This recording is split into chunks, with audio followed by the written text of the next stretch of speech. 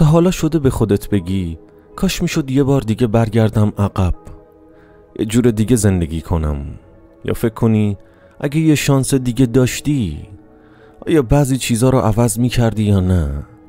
حالا تصور کن نه تنها یک بار بلکه هزاران بار و شاید میلیون ها بار قرار همین زندگیت رو با همه چیش دوباره زندگی کنی. همون اشتباه ها، همون آدم ها، همون شادی و همون غم ها، همیشه بدون تغییر و بدون هیچ اصلاحی. این همون چیزیه که نیچه اسمش رو گذاشته بازگشت جاودان. یه ایده فلسفی که شاید اولش عجیب به نظر بیاد، ولی اگه یکم بهش فکر کنی میفهمی چقدر مستقیم با زندگی روزمرت درگیره. چون با یه سوال بزرگ میاد: اگه قرار باشه همین زندگی رو بارها تکرار کنی، آیا ازش راضی یا پشیمون؟ نیچه نمیگه که واقعا قرار دنیا اینطوری بچرخه یا اتفاق خاصی بیفته. منظورش اینه که با این فرض زندگی کنی، یعنی طوری به زندگی نگاه کنی که امروز قرار بارها تکرار بشه. اون وقت خیلی چیزها فرق میکنه. اون کار اشتباهی که از روش رد میشدی، اون رابطه که فقط تحملش میکنی، اون رویایی که به خاطر ترس ولش کردی، همشون سنگین تر میشن. دیگه نمیتونی بگی ولش کن بعداً درستش میکنم، چون قرار دوباره برگردی سر همین نقطه. بازگشت جاودان یک جور آینه است، بهت نشون میده داری چطور زندگی میکنی. اگه لبخند بزنی و بگی آره من حاضرم این زندگی رو 1000 بار دیگه هم تجربه کنم، یعنی راهتو درست رفتی.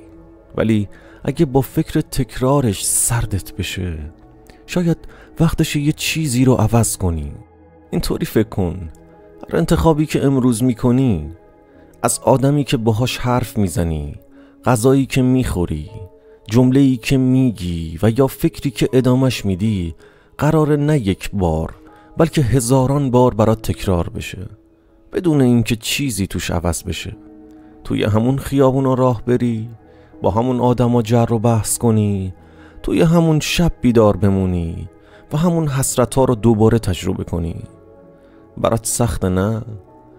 چون یک دفعه همه چیز اینجا وزن پیدا میکنه. ما معمولاً با این خیال زندگی میکنیم که اشتباهاتمون تموم میشن، فراموش میشن یا یه روزی درست میشن. یه جور امید نرم به دوباره شروع کردن ایده هامون. اما ایده نیچه دقیقاً میزنه توی قلب این خیال. میگه اگه چیزی برای همیشه تکرار بشه، هنوزم دلت میخواد همون رو انتخاب کنی. و اینجاست که روان شروع میکنه به لرزیدن، چون بخش بزرگی از ما عادت داره زندگی رو به عقب بندازه. میگیم از فردا شروع میکنم، یا الان وقتش نیست، یا بدتر از اینا یه روز میام سراغ زندگی واقعی. ولی اگه همین روز همون روزیه که قرار تا ابد تکرار بشه چی؟ دیگه نمیتونی از زیر بارش فرار کنی. خیلیا این ایده نیچه رو رد میکنن، چون میگن غیر علمیه یا زیادی تخیلی به نظر میرسه. اما نیچه هیچ وقت نگفت قراره واقعا همچین چرخه‌ای باشه. اون میخواست یه آینه بزنی جلوی صورتت، بگه تو با زندگیت صادقی یا نه؟ اگه نه، چرا هنوز ادامش میدی؟ توی روانشناسی موضوعی هست به اسم تمرکز کامل در لحظه‌ای که تو فقط در زمان حال حضور داری، بدون اینکه به آینده‌ای که ممکنه نیاد یا گذشته‌ای که دیگه نیست پناه ببری. بازگشت جاودان مثل یک تمرین خشن برای رسیدن به این نقطه است، چون تو رو مجبور میکنه لحظت رو جدی بگیری به عنوان یک چیز قطعی، تکرار شونده و پرمعنا. بعضی روان درمانگرها از این ایده برای کمک به آدم‌هایی استفاده می‌کنن که مدام توی الگوهای مخرب گیر کردن، چون اگه بفهمی داری اشتباه رو بارها و بارها تکرار میکنی، شاید بالاخره اون رو متوقف کنی. بازگشت جاودان یک جور مسئولیت مطلقه.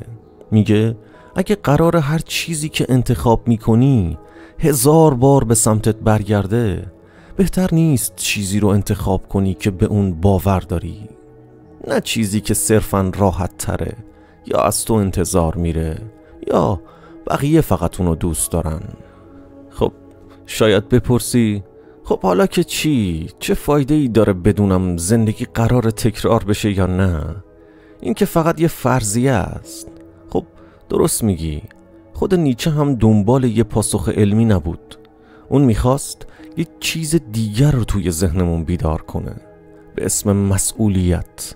یعنی اگه واقعاً بفهمی که هر لحظه از زندگیت چقدر حائز اهمیته، که قرار بارها و بارها باهاش روبرو بشی، اون وقت واقعاً چطور تصمیم میگیری؟ آیا همچنان با آدم‌هایی وقت میگذرونی که ازشون انرژی منفی میگیری؟ آیا همچنان کارهایی رو عقب میندازی که میدونی برات مهمن؟ یا همچنان خودتو پشت بهونه‌های الان نه شرایطش رو ندارم قایم میکنی؟ بازگشت جاودان یک تلنگر برای تو که بگی هیچ چیزی کوچیک نیست. هر کاری، هر فکری و هر انتخابی توی این چرخه تکرار تبدیل میشه به یه بخش همیشگی از تو.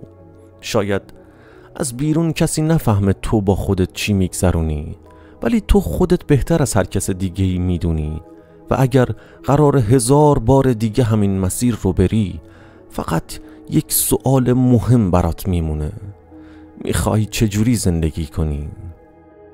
آدمایی هستن که با یه حسرت کوچیک از دنیا میرن، نه با حسرت‌های بزرگ، چون احساس کردن زندگیشون اون چیزی نبوده که میخواستن. و اگه بازگشت جاودان بخواد کاری رو برای تو بکنه، اینه که همین الان بهت بگه نذار اون آدم تو باشی که با حسرت‌های خیلی بزرگ از دنیا میرن. توی این چرخه تکراری شاید هیچ چیز بیرونی عوض نشه و همه چیز همیشه دست خود تو باقی بمونه. نگاهت، انتخابات و واکنشات. و اگه قرار باشه یه بار دیگه همین لحظه رو تجربه کنی، باور کن میارزه که یک جور دیگه یه بار دیگه ببینیش. پایان این بخش و شاید یک شروع تازه برای تو.